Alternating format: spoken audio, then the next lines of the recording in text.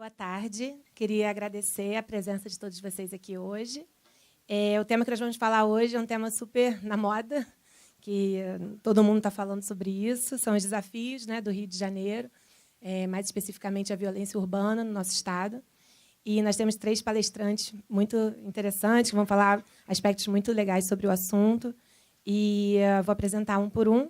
Primeiro é o escritor Luiz Antônio Simas, mestre em História Social pela UFRJ, já foi colunista do jornal O Dia, desenvolvedor do projeto Ágoras Cariocas, de aulas ao ar livre sobre história do Rio de Janeiro. Foi também meu professor de história na escola. Também temos a Maíra Fernandes, advogada criminal, diretora do Instituto de Advogados Brasileiros, ex-presidente do Conselho Penitenciário do Estado do Rio de Janeiro, coordenadora do Fórum Nacional de Conselhos Penitenciários, integrante da Coordenação Nacional de Acompanhamento do Sistema Carcerário do Conselho Federal da OAB. E aqui do meu lado, o procurador Marcos Tabet, formado pela PUC-Rio, mestre em Direito pela UERJ, e já exerceu o cargo de assessor jurídico da Secretaria de Segurança do Estado entre os anos de 2007 e 2013. Então, nós vamos começar agora com o Marcos, e, ao final, teremos perguntas para quem quiser fazer, tá bom? Boa tarde, pessoal. Obrigado aí pela oportunidade dessa conversa. Agradeço aí ao Sejur pelo convite, tá certo?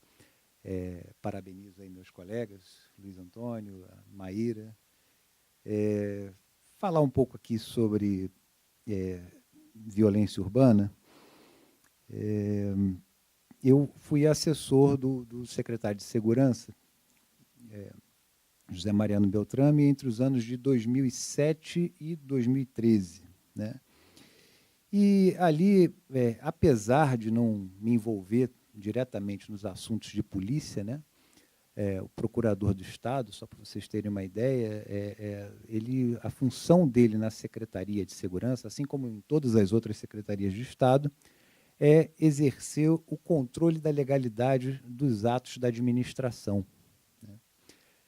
Mas o procurador ele não se imiscui nos assuntos de polícia. Né? A Polícia Civil tem ali a sua autonomia, a Polícia Militar também tem a sua autonomia, e a Secretaria de Segurança ela fica ali numa atividade ali de formulação de políticas públicas, de coordenação das atividades policiais. Né? Então, minha função ali era essa, né? De exercer ali uma assistência jurídica do secretário, dos subsecretários e da secretaria. Né? Mas, a despeito assim, dessa atividade ser uma atividade interna, é claro que, naquele ambiente da Secretaria de Segurança, não tem como a gente não se envolver nos assuntos, até porque a gente via todo dia no jornal, né, o que acontecia.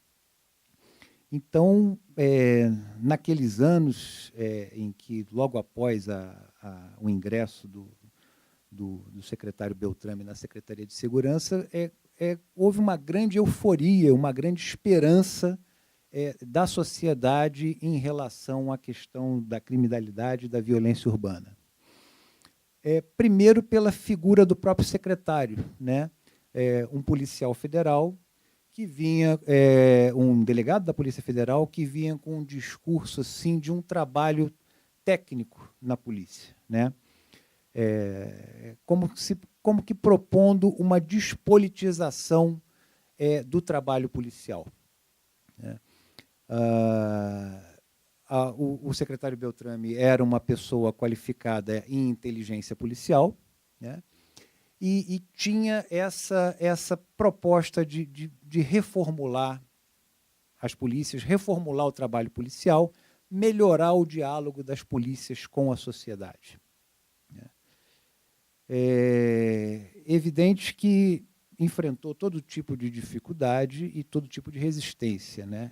Inclusive das próprias instituições policiais. É importante aqui frisar que as polícias, né, tanto a Polícia Militar como a Polícia Civil, elas são muito ciosas assim, da sua autonomia. Né? Então, elas vinham assim, a Secretaria de Segurança, né, e os respectivos ocupantes como uma interferência no trabalho das polícias. Né? Então, como se fossem forasteiros chegando ali na segurança pública e querendo ditar regras de atuação para as polícias, né? Então, para vocês terem uma ideia, no passado não existia a Secretaria de Segurança. Existiam Secretaria da Polícia Civil, Secretaria da Polícia Militar, né? A Polícia Civil e a Polícia Militar são instituições bicentenárias, elas existem há mais de 200 anos. A Secretaria de Segurança foi uma criação recente, né? Na época da ditadura militar, houve a primeira criação da Secretaria de Segurança, né, para que a Secretaria de Segurança funcionasse ali como um braço do Exército, das forças militares no estado do Rio de Janeiro. Então, é interessante que até uma curiosidade, quem conhece ali a região, o prédio da Secretaria de Segurança funciona ali na Central do Brasil e o Comando Militar do Leste logo ali do lado. E existe uma passagem subterrânea que liga os dois prédios, né? Então, assim, naquela época da ditadura, existia um grande envolvimento entre o aparato militar e o aparato policial. Então, existia isso, sempre existiu essa resistência, né, das polícias em relação à Secretaria de Segurança, resistência essa que foi sendo vencida em parte. Foi sendo vencida em parte por quê? Porque o secretário da ocasião, ele aproveitou uma época de grande bonança na administração pública estadual, né? Vinham recursos de todos os entes, então, o governo do Estado naquela época, né, estava com as suas finanças muito melhores, né, em decorrência de aumento da arrecadação tributária, royalties do petróleo e tudo mais, papapá. O Estado do Rio de Janeiro era assim, havia aquela esperança de que agora o Rio de Janeiro vai dar certo, né, o Rio de Janeiro na vanguarda do Brasil e tal, sei o quê, indústria do petróleo, várias empresas vindo para o Brasil e tal. E aí o secretário surfou meio nessa onda aí, né, desse aumento de recursos, e vinham também muitos recursos da União Federal, né, via convênios, né? Então, a polícia ela pôde se aparelhar melhor naquela época, né? E muita coisa foi feita, né? A questão das viaturas da polícia militar, né? Os investimentos em inteligência policial, os investimentos que foram feitos na parte de mapeamento das manchas criminais, né? A própria valorização do trabalho do policial, houve aumento de remuneração, melhoria das condições de trabalho, as delegacias, né, foram melhor equipadas, os batalhões foram reformados, né? Então, existia realmente uma grande esperança, né, de que o cenário mudasse, né? Aquele cenário de violência que a gente viveu ali no início dos anos 2000, depois, quando chegou em 2007, olha, vamos mudar esse cenário.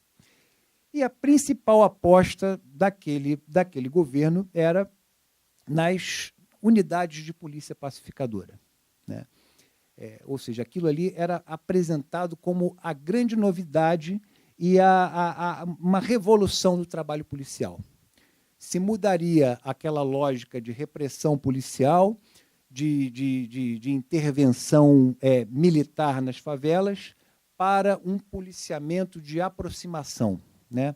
A chamada polícia comunitária. Aquela polícia que, em vez de chegar nas favelas, na comunidade, só com o braço forte do Estado, seria uma polícia que tentaria interagir com e entender as demandas da população e melhorar a comunicação da polícia com a população. Então, era essa a ideia, né? E, no início, com excelentes resultados, né? O projeto começou assim com uma favelas menores, né? O Morro Dona Marta, ali em Botafogo, tinha uma figura emblemática ali, que era muito carismática, né? A Major Priscila, né? Que acabou ganhando uma notoriedade, né? Uma pessoa, até eu fui visitar numa ocasião, e ela realmente ela tinha uma grande, assim, um grande carisma, era uma pessoa muito carismática e que tinha uma comunicação muito boa com a população, né? Só que um pequeno detalhe, né? As unidades de polícia eram unidades de polícia pacificadora, mas os policiais andavam com um fuzil na mão, né? Então, assim, era uma situação meio ambígua. É pacificador? É, mas a gente está fortemente armado, né? E assim, e também no início do projeto, para que o Estado conseguisse entrar nessas favelas, houve ali diversas operações militares, né? Começou ali Cidade de Deus, Dona Marta, depois e finalmente depois daquelas operações maiores com o Complexo do Alemão, Rocinha e tal, e aquelas operações ali fantásticas, né? Transmitidas ao vivo pela televisão, aquele espetáculo em que toda a população acreditou. O problema está resolvido, está tudo dominado. Vamos agora, pacificamos as favelas, não tem mais problema de violência urbana, vamos prender os bandidos, a polícia agora está nas favelas e a questão está resolvida, né? E aí, com o passar do tempo, né, ainda o Estado do Rio ainda passou por alguns anos de prosperidade econômica, né? Até que no ano de 2014 houve aquele episódio do assassinato do ajudante de pedreiro Amarildo de Souza, né? E ali foi talvez um primeiro episódio de grande relevo, né? Já tinha havido outros episódios de violência de policiais com moradores em unidades pacificadas, mas ali é que é a primeira vez que o projeto foi contestado seriamente. Olha só, que polícia é essa que está à frente dessas unidades de polícia pacificadora? É uma polícia de pacificação ou é uma polícia que trabalha com a mesma metodologia da polícia, que sempre foi aquela ideologia militarizada, né? aquela herança cultural do tempo da ditadura, né? A gente tem que perceber isso, que a polícia militar, nos moldes em que ela sempre trabalhou e trabalha ainda hoje, ela é herdeira de uma cultura policial que foi aprendida nos tempos da ditadura, né? Na época em que se combatia a contravenção, né? Então, esse era o cenário que se apresentava na ocasião. Então, começou a haver uma desesperança, né, da população no projeto. Começou, olha, aí começa um episódio de violência aqui, um tiroteio ali. Então, o que aconteceu? O que fazer agora? A violência urbana volta a ser um tema da agenda pública, né?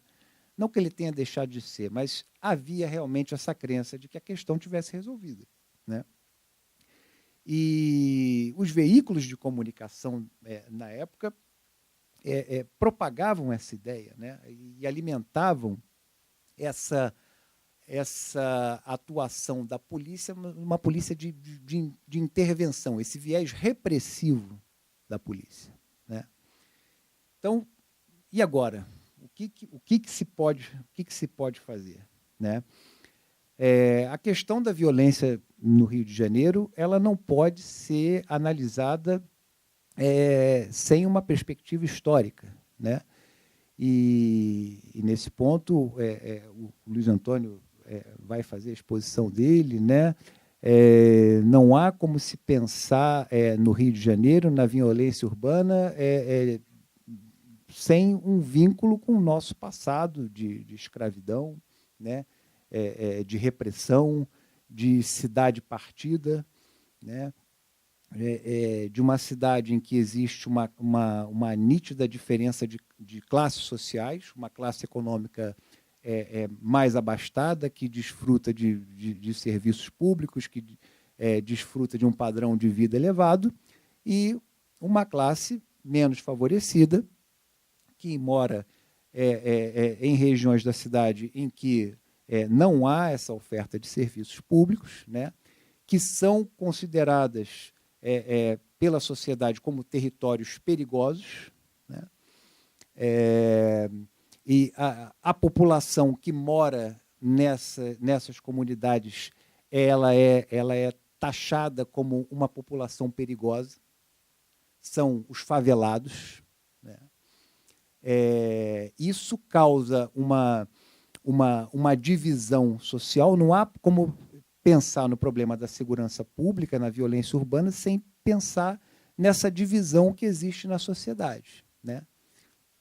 Então, podemos sim dizer que o problema da violência urbana, numa análise contextual, ela está vinculada à ideia da desigualdade social, né? E principalmente à ideia de exclusão, né? Exclusão, uma cidade que é dividida, nitidamente dividida, né? Existe uma classe favorecida e uma classe desfavorecida, né? Isso não é exclusividade do Rio de Janeiro, né?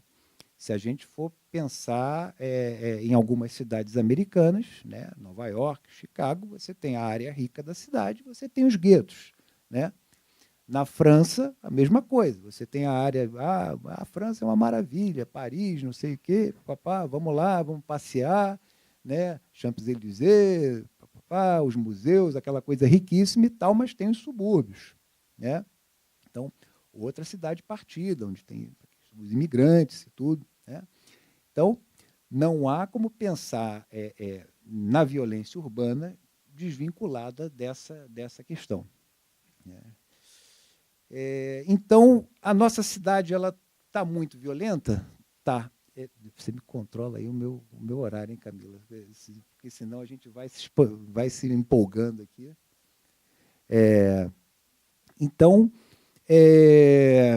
para lidar com o que o Estado tem, quais são os mecanismos que o Estado tem para lidar com a violência urbana? É o sistema de justiça criminal, né?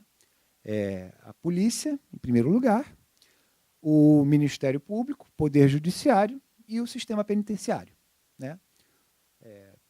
A violência urbana e a criminalidade é assunto para esse. O controle da criminalidade é feito por esses órgãos. E qual a ideia que nós temos? Assim, a primeira ideia que a gente aprende da violência, da criminalidade é o quê? Da luta do bem contra o mal, né? Desde que a gente é criança, o que a gente aprende? Não, existe o herói e existe o vilão, né?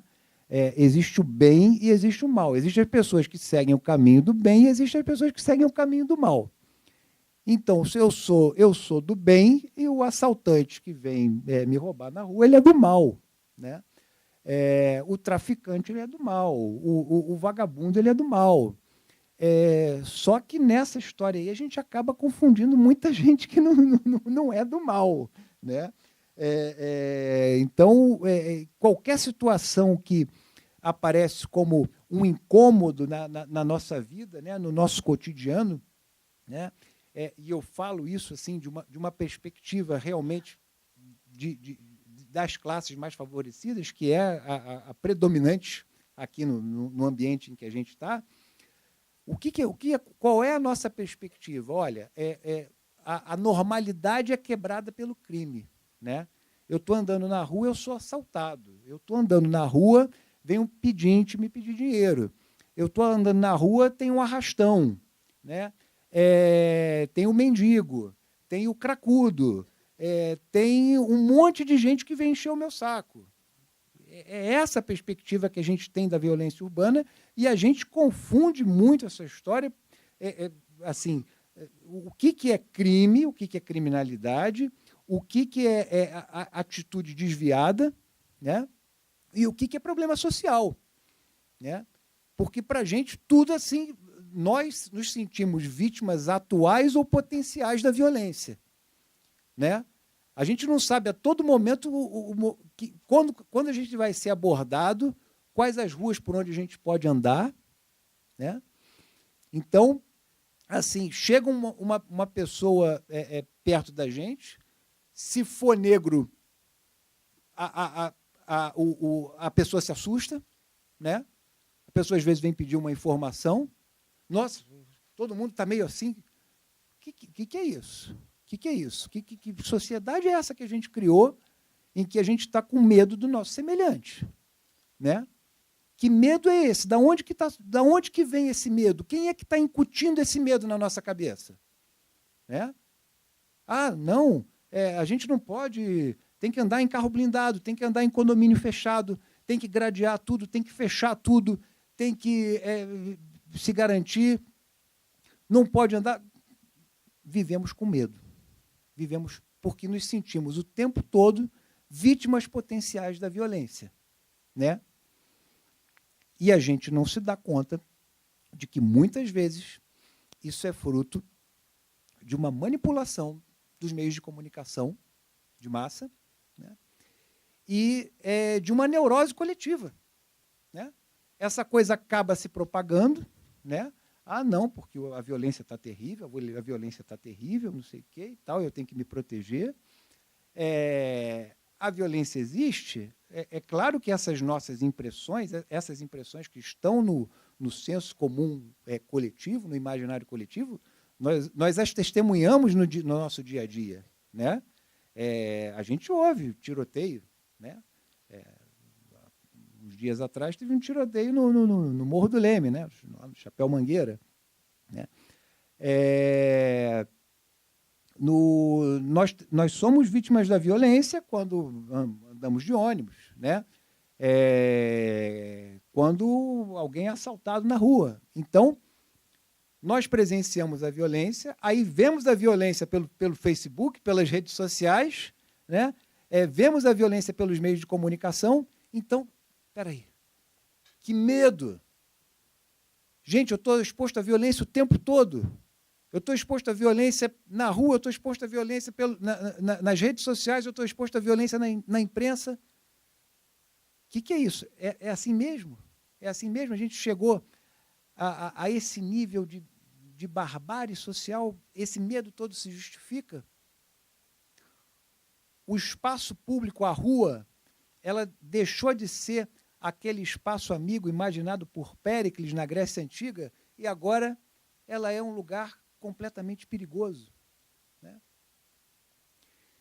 Então, assim, um cuidado enorme que a gente deve ter é saber fazer essas distinções, né? Saber se o nosso medo se justifica a esse ponto. A violência existe? Ela existe, ela é real. Mas qual é o maior problema desse medo que a gente experimenta? É a reação que a gente tem. Porque a nossa reação qual é? São os vagabundos, tem que matar esses desgraçados, tem que prender, tem que exterminar, tem que prender todo mundo, e aí a gente faz coro com as políticas de segurança repressivas. E aí os veículos de comunicação vêm e ainda manipulam essa informação. Vamos lá. Repressão. Quem é que está ganhando com essa repressão? Uma empresa de cara, as empresas de segurança e a indústria bélica. Essa é que ganha mais com a violência urbana, né? Vende armamento, vende equipamentos de segurança sofisticadíssimos e tal. E quem é que está perdendo com essa nossa reação neurótica à violência urbana? As comunidades mais pobres da nossa sociedade. Porque essas que estão sofrendo muito com a repressão policial, com as guerras entre facções criminosas, Aí a polícia tem que intervir para acabar com a guerra entre facções, às vezes intervém da maneira errada, né? O ambiente de violência, a gente fala de violência na cidade, no centro da cidade, mas a gente não... Assim, claro que a violência experimentada nas favelas, nas comunidades, é muito maior, porque eles vivem uma vida sob cerco, né? A pessoa que mora na favela, ela vive sob duas ordens de poder, né? Ela vive, por um lado, sob o poder do Estado, que detém o monopólio da força, e que vai lá, que intervém, que faz a operação militar, e vai, que sai atirando e tudo mais. E ela também sofre sob o jugo de outra ordem de poder, que é a ordem do crime organizado. Certo? Então, ela é fruto desses dois tipos de violência. Aonde está a liberdade de ir e vir desse cidadão? Né? Ele tem liberdade, ele desfruta, esse cidadão que é nosso semelhante, é cidadão, ele desfruta, ele goza dos mesmos direitos de liberdade, do direito à vida que nós gozamos? Não. Não. Ele vive oprimido. Ele vive oprimido. Né? Então, esse é realmente uma realidade dessa vida sob cerco, e essa divisão na sociedade, ela acirra esse confronto, né, do asfalto com a favela, né? A favela como lugar perigoso, lugar dos criminosos, e o asfalto como lugar de gente do bem, né? Gente que seria do bem. O que fazer diante desse cenário, né? Assim, uma distinção, sempre todo trabalho voltado para a violência policial, as pessoas têm que estudar. Não adianta ficar emitindo opinião, né, tirando opinião daqui. Não, tem que falar. O problema da violência urbana é a polícia. Não, o problema da violência urbana são os bandidos. Essa bandidagem está terrível. Isso aí o pessoal fica dando opinião, fica dando orelhada e não sabe para onde, né? Então, existe todo crime, todo delito, cada delito ele tem um perfil. O crime de homicídio ele tem um perfil, né? O tráfico de drogas ele tem outro perfil. O tráfico de armas, que está vinculado, tem outro. Então, a primeira coisa que eu acho que tem que se distinguir é o seguinte: qual é a criminalidade, né? Que tipo de criminalidade é aquela que gera ganhos expressivos, né? Que aí é big business, é grande negócio, são atividade criminal que funciona como empresa, né? É o tráfico de drogas, o tráfico de armas, o roubo de cargas, o roubo de automóveis, né? Isso daí, essas são atividades que elas têm que ser combatidas de uma maneira diferente dessa delinquência de rua. Porque essa delinquência de rua, a polícia sabe trabalhar com ela, desde que tenha estrutura apropriada, né? O que não pode acontecer, né, e que eu acho que vem o mais grave da violência urbana hoje em dia, são essas incursões militares em favelas, né, que geram uma matança generalizada, né, balas perdidas, né, população inocente morrendo, ficando mutilada em razão dessa violência, tendo a sua liberdade de ir e vir comprometida, né? Existe apenas um meio, né, possível. Aí existe uma discussão: o que fazer agora com a segurança pública? Como que o Estado vai lidar com a segurança pública? Armar a população? Cada um vai ter uma arma? Vocês conseguem imaginar nessa atrocidade?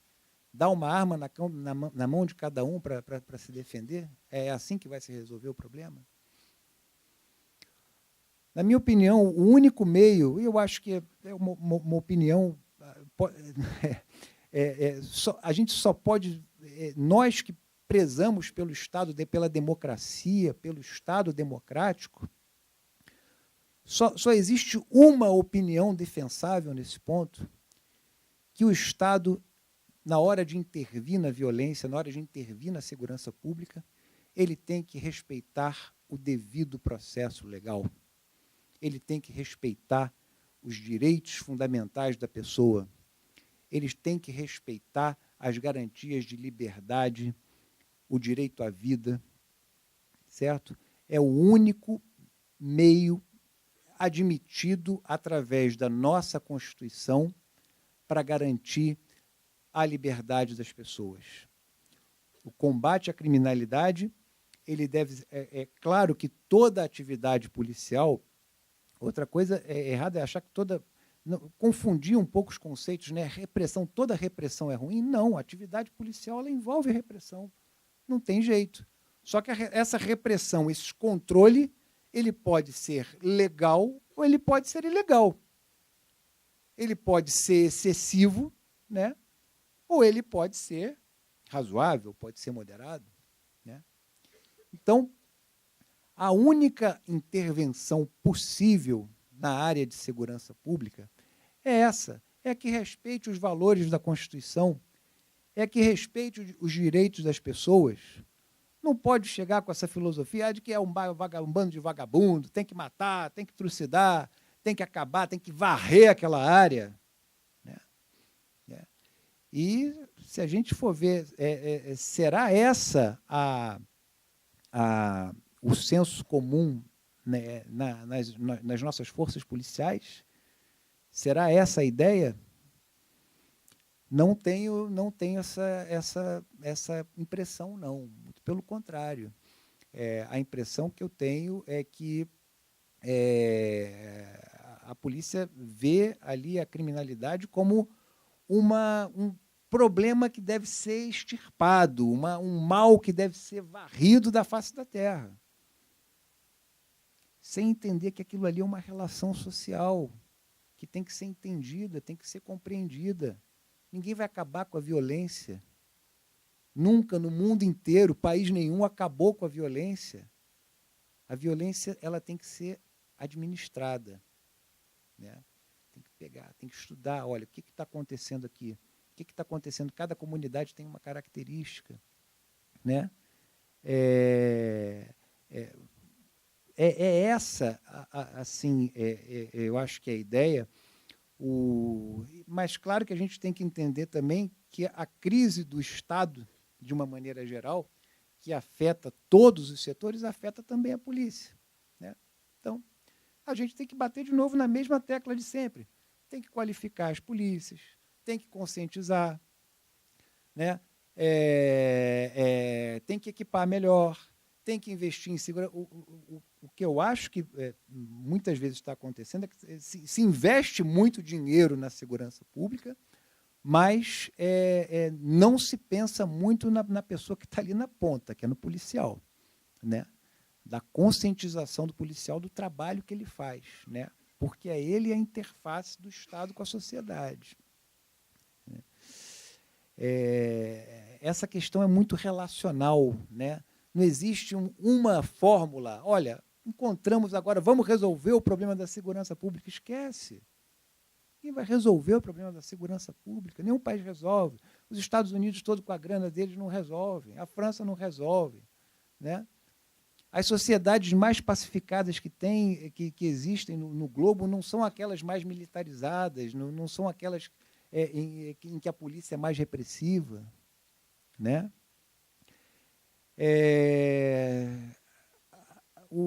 No passado, nós temos exemplos assim de dois momentos na história em que grandes revoluções foram feitas, né? Grandes mudanças sociais foram feitas sem que se desse um único tiro, sem repressão, sem nada. Mahatma Gandhi conseguiu a independência na Índia através do princípio exatamente da não violência, né? Arregimentando as populações ali para se contrapor contra aquela violência do Estado britânico, né? Ali a Marcha pelo Sal, né? Martin Luther King, a mesma coisa, né? Pelo movimento dos direitos civis nos Estados Unidos, né? Então, as grandes transformações sociais elas não se conseguem com tiro, porrada e bomba, não. Elas têm que ser feitas através de estudo, de análise, e com calma, com serenidade, sem essa filosofia lamentável de que tem que ter mais repressão e mais investimento e mais armamento para exterminar a violência. Ninguém vai exterminar a violência. Era essa a mensagem que eu queria passar para vocês.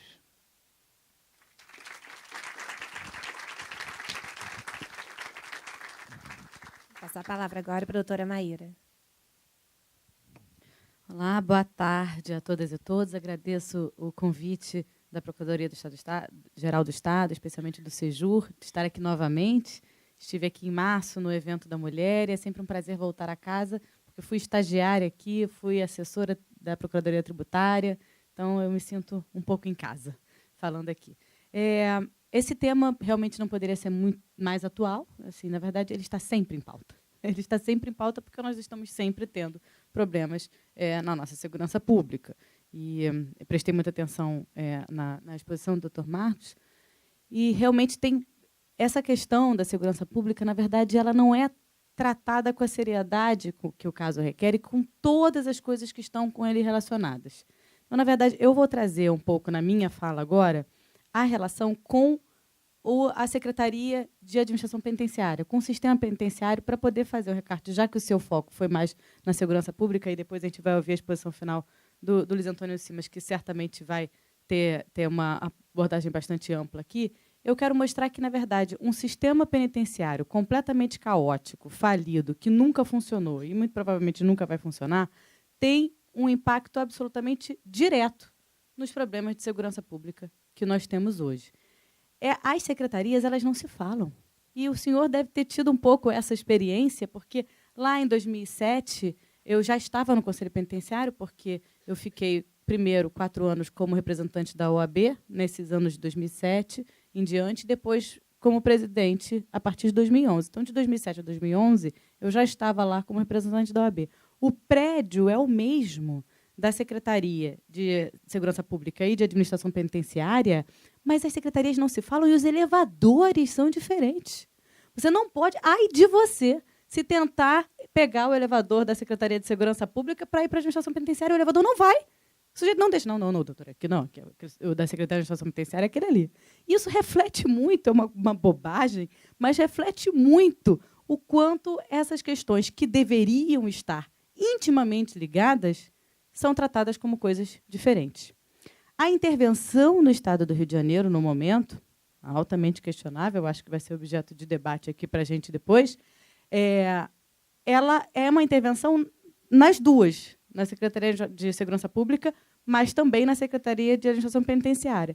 Mas, quando foi divulgada a intervenção, só se falava em intervenção na Secretaria de Segurança Pública, em todos os jornais. Chamavam desta forma: intervenção na Secretaria, no Estado, mas, quando iam falar de segurança pública, falavam só isso, esquecendo que havia também, e há, uma intervenção na Secretaria de Administração Penitenciária.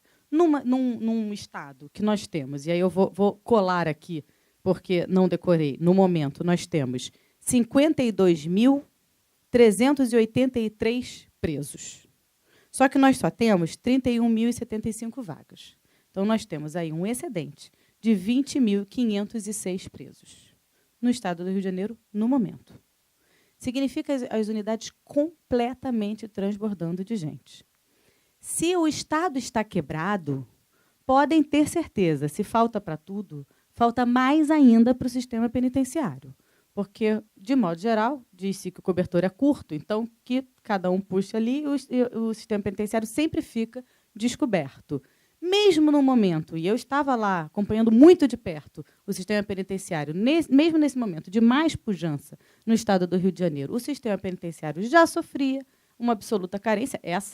esse momento de mais verbas, não via aparecer no sistema penitenciário. Continuava absolutamente caótico. Só que hoje está pior ainda, porque sempre faltou, mas falta mais ainda.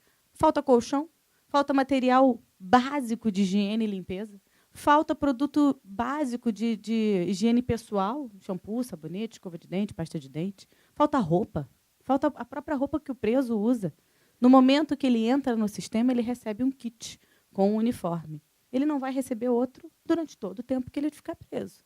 Então, ou a família leva a camisa branca e tal, e ele tem alguém para visitar, e essas coisas de higiene pessoal, ou ele não vai ter isso. As mulheres sofrem mais ainda com essa carência, porque, como não recebe visitas, ficam absolutamente carentes de tudo que precisa, e até de dinheiro, porque tem a cantina faltando alimentação, com alimentação absolutamente precária, péssima, assim, intragável. Muitas vezes os presos usam a cantina do presídio. Só que, para isso, você tem que ter dinheiro.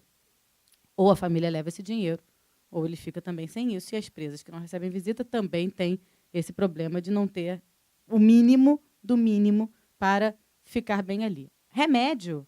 Falta remédio. Não tem.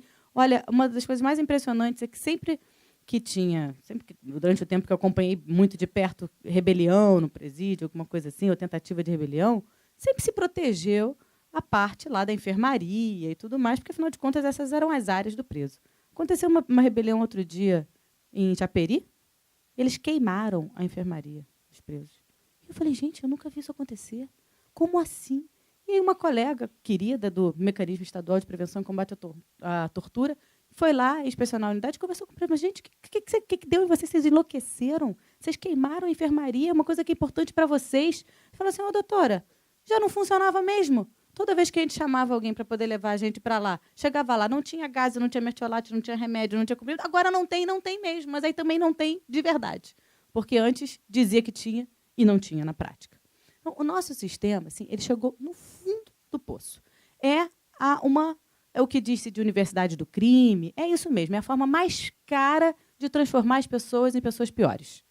Porque é um sistema extremamente caro e que realmente não tem como a pessoa não sair de lá pior do que entrou em todos os aspectos, inclusive físicos, porque a tuberculose está em níveis alarmantes no sistema, tuberculose que já foi altamente controlada no nosso estado, hoje ela se alastra e essa tuberculose ela chega aqui do lado de fora, porque, afinal de contas, engana-se quem acha que isso é um problema só do presídio, porque o preso tem contato com as pessoas que vão visitá-lo, com a família, os agentes penitenciários também, e todo mundo, aquela estufa de tuberculose que é o sistema penitenciário, ela transmite hoje. O Estado do Rio de Janeiro tem um problema, aliás, na verdade, o Brasil, mas eu estou focada aqui nos dados do Rio de Janeiro, um problema grave de tuberculose que já estava antes controlado e que tem como um dos focos de estímulo disso os presídios. Então, não tem como a gente não desconsiderar que essa pessoa que entra no sistema e encontra este sistema, que eu dei um mapeamento muito, muito breve, mas que ainda pode ser pior, considerando que o Estado não paga, por exemplo, coleta de lixo. Então, o complexo de Jericinó, ele cheira mal, horrores. Presídio cheira mal. E cheira mal mesmo se estiver pagando a equipe de limpeza. Porque imagina um monte de gente amontoada, sem espaço para secar a roupa. Já pegaram a roupa e deixaram molhada em cima de um lugar e depois viram o cheiro? Aquele cheiro, imagina aquele cheiro de roupa molhada que fica molhada, de um monte de gente no mesmo espaço. Então, tem esse cheiro, já é característico de uma unidade prisional. Mas, se não paga a empresa de limpeza, piora mais ainda. Então, tem rato, tem bicho.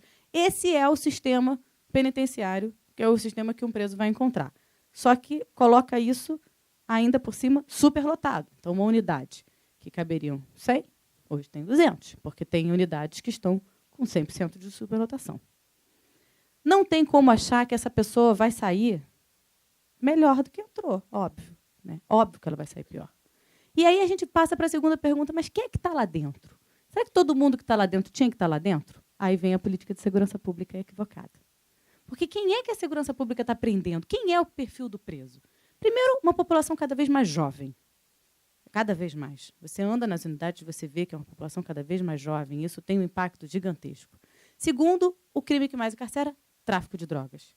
São todos grandes traficantes? De jeito nenhum. Esse tráfico de armas, que o doutor Tabet falou, grandes tráficos de drogas, nunca vi preso. A gente prende é o bagrinho. É quem está na ponta, da ponta. É esse que vai preso. E que tem uma alta rotatividade, porque esse foi preso, o outro entrou no dia seguinte, lá na boca. E assim é. Nas mulheres também.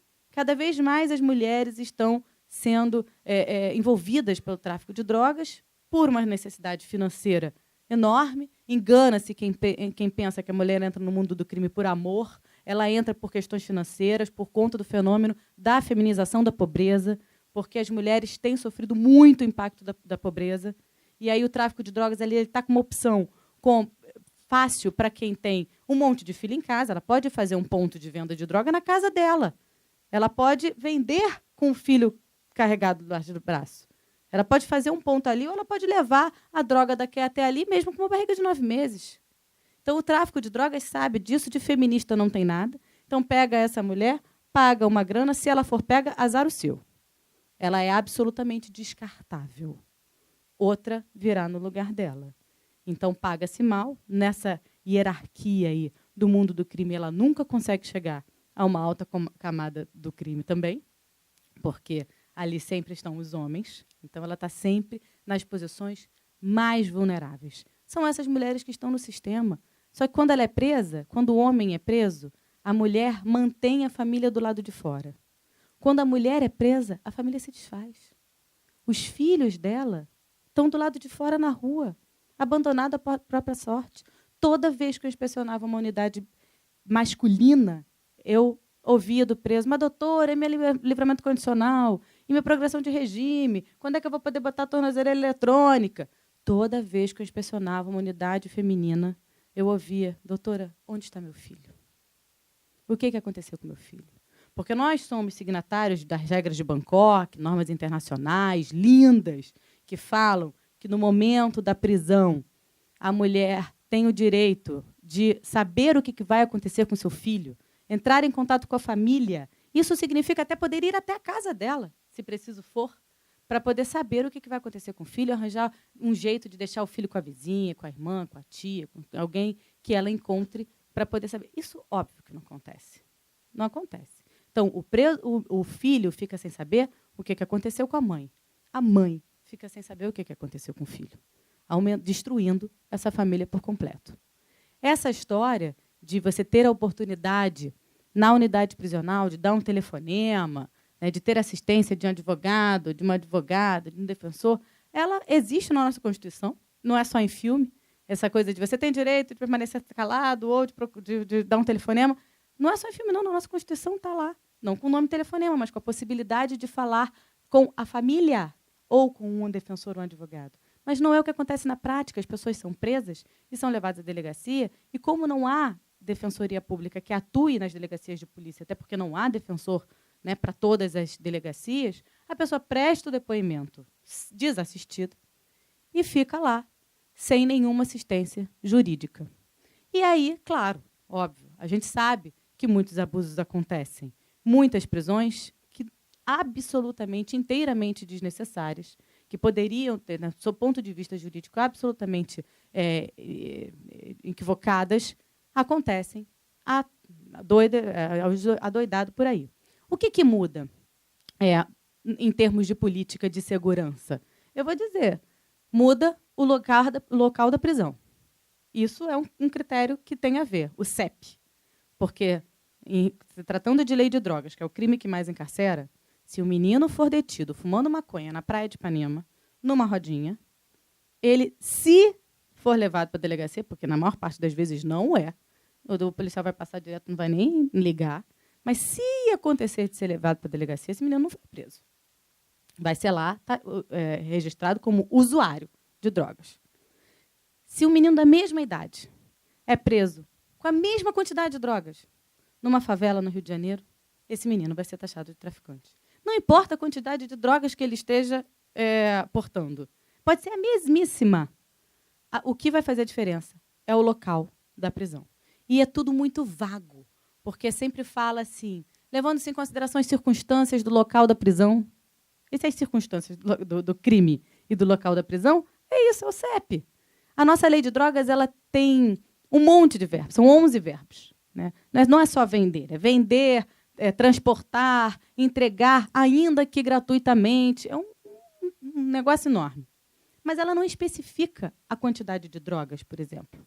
Então, o mesmo fato pode ser taxado como uso ou taxado como tráfico. E aí o nosso sistema ele tem um monte de usuários presos como se traficantes fossem. Mas muitos, muitos. Só que provar, depois que o sujeito é preso, você provar que ao invés de ao invés de tráfico, era uso, olha, tem que ser o melhor, nem o melhor advogado, nem o melhor defensor consegue, na maior parte das vezes. A palavra do policial conta muito. O policial tem fé pública, ele vai lá prestar o depoimento, e, na enorme maioria das vezes, a pesquisa da Defensoria Pública, nesse sentido, belíssima pesquisa que recomendo que leiam, que fala das condenações criminais com base unicamente na palavra do policial. Unicamente na palavra do policial. Nenhuma outra prova mais. Eu vi um caso no Conselho Penitenciário que era de estarrecer. Um menino com a vida toda ajeitada, sabe? Trabalhava, estudava, sabe? Uma vida toda organizada. Deu o azar de morar numa casa que era meio no início ali, na subida de uma favela. A polícia foi fazer uma operação. Ele tinha chegado em casa e estava preparando o jantar. Deixou a panela cair no chão. Fez barulho. A polícia resolveu cismar que ele estava querendo avisar que a polícia estava subindo na favela, por causa do barulho que ele fez. E ele foi preso por causa disso. E quando eu recebi o processo lá no Conselho Penitenciário, na época, para opinar sobre benefícios de indulto, comutação da pena e tal, tinha um monte de depoimento, um monte de prova do rapaz que ninguém leu nada. Não tinha mais nada primário, sem antecedentes. Estava preso. E a versão do menino era essa, que, obviamente, ninguém leu. E ele estava preso por associação ao tráfico. Porque a associação ao tráfico sempre vem junto também com o tráfico. Né?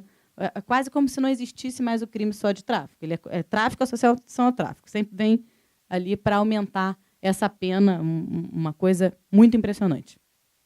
Então, e ninguém discute muito isso, e a gente não olha para quem é que está lá dentro, e as consequências desse encarceramento, nessas consequências gigantescas, e essa falta de discussão de uma política de segurança pública que realmente seja profunda de verdade. Discutir desmilitarização da PM, sabe? É uma coisa que tem que estar em pauta para ontem, porque não se justifica, e talvez, não sei se o Luiz Antônio pode dar um pouco uma fala sobre isso, mas dessa história dessa polícia militar que nós temos, que não se justifica, e essas polícias que nem se falam direito, as estruturas que não se falam, e as políticas que sempre dão a impressão de que elas são feitas de modo sempre imediatista para dar uma resposta via imprensa. O caso das ocupações, eu acompanhei, não tão de perto quanto acompanhei o sistema, mas eu acompanhei lá na época, via Comissão de Direitos Humanos da OAB e coisas assim. E era impressionante, porque eu abri o jornal, a capa era uma operação bem-sucedida, maravilhosa, que sucesso, estamos resolvendo o problema de segurança pública nos idos lá de 2007, 2008, 2009. Estamos resolvendo os problemas de segurança pública do Rio de Janeiro. E no meu e-mail tinha um monte de denúncias da forma como aquelas ocupações estavam acontecendo. Eu subi lá no Complexo do Alemão para uma reunião de vários grupos de direitos humanos, um dia depois de uma dessas ocupações, e as denúncias eram as mais graves, assim, as mais graves, todas dignas de cortes interamericanas de direitos humanos e de órgãos internacionais, porque a forma como tudo estava sendo feito não aparecia no jornal.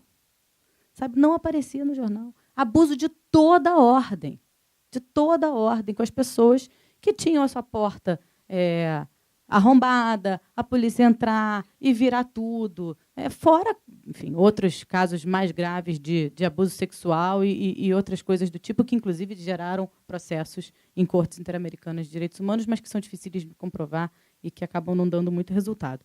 E eu falava, gente, tem alguma coisa errada acontecendo, né? Porque o jornal diz uma coisa e todos esses grupos, que são pessoas, e aí eu conseguia ver a pessoa na minha frente, que estava dizendo o que estava acontecendo, e eu conseguia ver a vizinha da casa do que tinha acontecido, estava todo mundo ali com nome, sobrenome e tal, que não aparece de jeito nenhum no jornal. Como é que a gente lida com isso? Bom, aí é mais complicado, porque realmente nós não temos hoje órgãos de imprensa efetivamente independentes que sejam capazes de colocar todas essas denúncias de violações a direitos humanos. Mas é muito impressionante a forma como as coisas são divulgadas e o que acontece na prática. Outro exemplo, essas políticas de choque de ordem, né, que eram feitas aqui no centro do Rio de Janeiro, como política de... dizia-se que as ações sociais de levar para abrigos pessoas que estavam na rua. Na prática, o que eu vi muito eram pessoas usuárias de crack sendo colocadas no sistema penitenciário, com síndrome de abstinência. Não tem nada mais grave do que você pegar uma pessoa que é usuária de crack e colocar num sistema sem uma política de redução de danos aí, que ela vá conseguindo se desvencilhar da droga. Ela tem alucinações, ela treme, ela se bate. A crise de abstinência de uma pessoa dependente de uma droga como crack é gravíssima. Aí sabe o que faziam? Colocavam ali no presídio, junto numa cela com os outros presos, que evidentemente não gostavam da ideia de ter uma pessoa ali gritando de madrugada. Tem como isso dar certo? Não, não tem. A própria SEAP falava: doutora, pelo amor de Deus, me ajuda a resolver isso. A gente está recebendo um monte de gente aqui, usuário de crack, a gente não tem estrutura para isso, está dando briga interna na cela. Porque, é claro, imagina uma cela superlotada com uma pessoa que tinha que estar com um tratamento médico sendo colocado no sistema. Era essa a política que eu via no jornal como uma política super bem-sucedida de choque de ordem. Essa mesma política eu vi prender um senhor que era pipoqueiro no Largo do Machado e que tinha lá a garracinha dele de pipoca e estava deitado. Resolveu deitar no banco, um banco bem ali na praça, para descansar um pouco com um negócio de pipoca do lado. Resolveu deitar ali um pouquinho para descansar. Resultado? Foi levado dali. Mesmo dizendo que ele era o dono do negócio da pipoca. No tempo que ele foi preso, a mulher dele morreu. Porque ela já tinha câncer. Câncer é uma doença, como vocês sabem, que tem, como todas as doenças, né, estão profundamente ligadas a aspectos psicológicos. Óbvio que isso agravou com a prisão do marido. Nesse meio tempo, a mulher morreu. Ele não sabia o que tinha acontecido com os filhos, porque os filhos não tinham nenhuma condição de manter a casa alugada onde ele morava. E ele falou: a minha mulher morreu, eu não sei por onde andam meus filhos. Uma família se desfez, uma vida se destruiu por conta do sujeito ter deitado no banco da Praça do Largo do Machado. Então, essas histórias, quando a gente vai vendo as histórias, e são muitas, eu teria muitas para contar, de um sistema de justiça que não olha as pessoas. Para as pessoas não têm nome, não têm sobrenome, elas são números, elas são pessoas que são jogadas ali dentro, como se isso fosse resolver. A gente precisa mudar. Mas aí como mudar? Se todo o nosso sistema de justiça está construído dessa forma? Se todos os nossos juízes acabam tendo esse pensamento e a maior parte dos juízes nunca pisou num presídio na vida? Acha que tudo bem esperar preso o processo. Tanto acham que tudo bem que nós temos 22.771 presos provisórios no Rio de Janeiro. São pessoas que estão aguardando presas o julgamento dos seus processos. E, ao final do processo, elas podem ser ou absolvidas ou condenadas a uma pena não privativa de liberdade, que é o que a maior parte das vezes acontece. E mesmo nos casos de drogas. Muitas vezes é uma pena não privativa de liberdade. Só que ele já ficou um tempão preso, aí você faz o quê? Devolve como? Há quem me pergunte: doutora, adianta fazer uma ação contra o Estado? Não adianta, eu estou na Procuradoria, a Procuradoria vai me dizer, não vai ter sucesso. Até porque o volume de ações seria tão grande que não teria chance de sucesso isso. Então, a vida se desfaz e fica por isso mesmo, na maior parte das vezes. Vou contar mais um caso para mostrar o que é o nosso sistema de justiça. Esse é ainda mais impressionante, não é no Rio de Janeiro, é no estado do Amazonas, um sujeito chamado Eberson. Eberson trabalhava numa obra, arranjou uma briga lá com o sujeito dono lá da obra, ficou devendo para ele R$50. Nem a briga, era uma dívida. E aí resolveu falar assim: quer saber? eu vou para outra cidade, aqui perto. Vou arranjar esses R$50 e volto depois com esse dinheiro. Aqui, se eu ficar, esse sujeito vai me pegar. E aí foi para outra cidade. Deu azar de, no mesmo dia em que ele resolveu ir para outra cidade, um crime bárbaro aconteceu no terreno da obra. Uma menina foi estuprada. Quem é que foi? O Eberson. Porque o Eberson não está aqui, o Eberson sumiu, o Eberson não veio trabalhar. O crime aconteceu ontem, só pode ter sido o Eberson. E aí, prenderam o Eberson. Nos autos do processo, havia a descrição a própria menina descrevia o sujeito que a violentou, e o pai da menina tinha visto ele passar depois que a menina gritou em algum momento. Então, havia duas pessoas fazendo a descrição física que não tinha nada a ver com o Eberson. A começar pela cor da pele, que era diferente, o cabelo era diferente, e a arcada dentária, esse era o mais impressionante, era diferente. Porque uma das características que mais chamava atenção é que a menina dizia que ele tinha os dentes muito protuberantes. E o Eberson tem os dentes melhores do que os meus. Perfeita a arcada dentária do Eberson. Eberson foi preso, ninguém olhou para essas coisas de descrição. Ele, na prisão, foi violentado, porque crimes sexuais na prisão, como vocês sabem, não tem perdão, e ele foi violentado. Contraiu HIV no sistema. Outras doenças depois, em decorrência da fragilidade do sistema imunológico por conta do HIV. Resultado, a vida do Eberson acabou. Na época, ele trabalhava, tinha família, tem filhos e tudo mais, e a vida do Eberson acabou. Ele hoje é um fiapo humano, que volta e meia eu ainda ajudo, por conta de eu ter conhecido ele numa palestra e tal, que a gente fez para ajudar, para angariar recursos para ele. E ele, hoje, tem muita dificuldade para fazer o tratamento e vive da ajuda das pessoas. Ele só foi preso 3 anos depois. Desculpa, só foi solto 3 anos depois, porque uma defensora pública resolveu olhar o processo inteiro e viu aquela diferença das descrições, que eram completamente diferentes. E ela pediu, então, que fosse feita uma perícia na arcada dentária dele. E aí o juiz virou e falou assim: doutora, você sabe que isso vai demorar, né? Vai demorar, doutora. Eu não faria. Você sabe que vai demorar. Ele falou assim: juiz, ele já está preso. A vida dele já está destruída. Então, agora, eu prefiro, pelo menos, tentar provar a inocência dele. Foi feita a perícia, não tinha nada a ver a descrição do autor do fato com a dele, e ele foi solto, mas já com a vida destruída. Essas histórias, gente, elas acontecem aos montes. Só que no jornal só aparece como se só tivessem presas pessoas, os latrocidas, né, os homicidas, os crimes muito graves. Mas isso não é a regra do sistema. Mas não é mesmo. Mas não é. De jeito nenhum. Senão nós não teríamos 700 mil presos, não seríamos a 3ª maior população carcerária do país. Só que todas as propostas que eu vejo hoje são só propostas de mais encarceramento e mais encarceramento. E a grande solução para o problema de segurança pública do Estado ou do país, ela é sempre pautada em propostas de mais encarceramento. Como se isso fosse resolver. Mas isso faz disso um círculo vicioso enorme. Quando você coloca ainda por cima, quando eu falo para vocês que entram primários, sem antecedentes, pessoas cada vez mais jovens num sistema desse, e mistura na mesma cela com traficante de verdade, que tem poder lá dentro, aí mesmo que você faz dali uma necessidade do sujeito sair dali para praticar crime. Mas é obrigação mesmo. Você sabe que eu, mais de uma vez, recebi no Conselho Penitenciário pedido da pessoa não sair em visita periódica ao lar, em regime extramuros. Falou: não, doutora, pelo amor de Deus, dá um jeito de eu não sair. Porque se eu sair, eu vou ter que levar droga para o presídio na volta, e minha pena está quase acabando. E aí, se eu não voltar com droga, eu vou ter que responder um outro processo, porque eu vou ser pego, e aí já era. Mas mais de uma vez. Porque isso existe. Porque o sujeito sai, e quando voltar, ele tem a obrigação de levar a droga.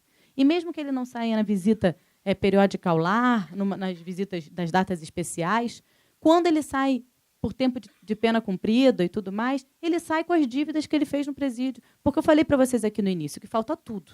Então, o sujeito precisa de colchão. O colchão é pago. Então, ele já vai fazendo a dívida dele ali, e quando ele sai, ele tem a obrigação de pagar. E se não pagar, ele sabe o que vai acontecer. E todo mundo sabe: mas eu sei onde é que a sua família mora, eu sei onde é que sua mãe mora, eu sei onde é que seu filho mora. Então, é esse sistema que as pessoas acham que é capaz de melhorar alguém. que vale a pena prender, que vale a pena pegar o sujeito e fazer uma política de encarceramento, e que isso vai resultar em alguma coisa. É uma política sem política, sabe? Sem lógica, sem pensamento, sem critério e com muito preconceito. Sobra inexperiência e preconceito, e racismo mesmo, de toda forma. Vocês devem se lembrar do caso do Vinícius Romão, um ator da Globo, uns anos atrás, que estava andando na rua com uma camiseta preta, e aí só porque a pessoa, uma senhora que tinha sido assaltada, disse: não, mas ele estava com uma camiseta preta. E aí ele passou na hora ouvindo uma música, que ele tinha acabado de sair do shopping onde ele trabalhava numa loja de roupas dentro do shopping. Ele saiu ouvindo Walkman, pronto, foi pego, joga no chão, mão para trás, é preso. Negro. O que tem de diferente naquele caso? A única coisa diferente é que ele, por ser um ator da Globo na época e tal, teve uma repercussão midiática, conseguiu, por conta disso, fazer um contato com a família, conseguiu, por conta disso, fazer contato com o advogado, e aí conseguiu, por conta disso, provar que não era ele. Mas a lógica é a mesma, e se ele não tivesse tido esta sorte, ele estaria preso até hoje. Até hoje. Porque essa lógica do prende, e aí como é que é o reconhecimento? O reconhecimento é assim: pega o preso, aí pergunta para a vítima: é esse aqui? Ela vai dizer que é. Ela vai dizer que é porque ela está nervosa. Ela vai dizer que é porque ela vai se sentir pressionada. Ela vai dizer que é porque o único critério semelhante era a blusa. Ela vai dizer que é porque ela viu rápido o en passant. Ela vai dizer que é porque é óbvio que não é essa forma que deve ser feito um reconhecimento. Os reconhecimentos são feitos na delegacia por papel, um álbum. Sabe como é que é? A vítima chega na delegacia: acabei de ser assaltada. Aí eles têm o álbum lá na secretaria, na delegacia, de todas as fotos de pessoas presas ali naquela região. Todas as pessoas que eles estão doidas para colocar mais um crime ali, para poder prender, para poder justificar. Aí abre o álbum: é esse aqui? É esse aqui. Que a vítima reconheceu o acusado, blá, blá, blá, blá, blá. É essa forma de reconhecimento. E aí você vai questionar a legalidade disso? Não é, mas a defesa está sendo protelatória. A defesa está questionando e passa-se por cima. E o nosso sistema de justiça passa por cima. Então, é uma coisa, é quase insolúvel, sabe? E é desesperador. O nosso sistema, ele é um barril de pólvoras pronto a explodir. E nós vimos explodir em vários lugares, né? Em vários. Nos últimos anos, vários estados tiveram grandes rebeliões com muitas mortes, mortes truculentas e tudo mais. Aqui no estado do Rio de Janeiro, nós não tivemos uma nesse porte, embora sempre haja algumas pequenas tentativas de rebelião. Agora, a qualquer momento, isso pode acontecer com problemas graves, não só para os presos, mas também para os agentes penitenciários. Os agentes penitenciários também sofrem isso, porque tem 7 presos por agente, né, em algumas unidades, algumas até mais do que isso. É uma conta que não bate, é impossível realmente eles darem conta. Também sofrem essa péssima situação de falta total de estrutura. Então, assim, é um sistema que é feito para não funcionar. E que vai alimentando e que vai taxando essa pessoa meio que por toda a vida. Porque depois que essa pessoa entra no sistema, ela pode até sair do sistema, mas o sistema não sai dela. Nunca mais. Nunca mais.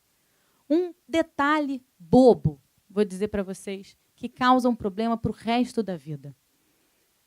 Nosso Código Eleitoral diz que a pessoa não pode votar nem ser votada enquanto não terminar o cumprimento da sua pena.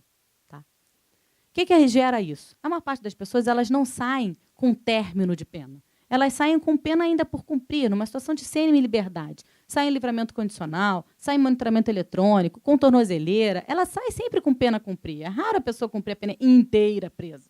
Né? E é até uma exigência do Estado, para um livramento condicional, por exemplo, que trabalhe, que é presente, ocupação ilícita e tudo mais. Só que acontece que, como ele tem essa obrigação, o Tribunal Regional Eleitoral entende que ele não pode ter título de eleitor enquanto não terminar o cumprimento de sua pena. Ele não pode ter título de eleitor.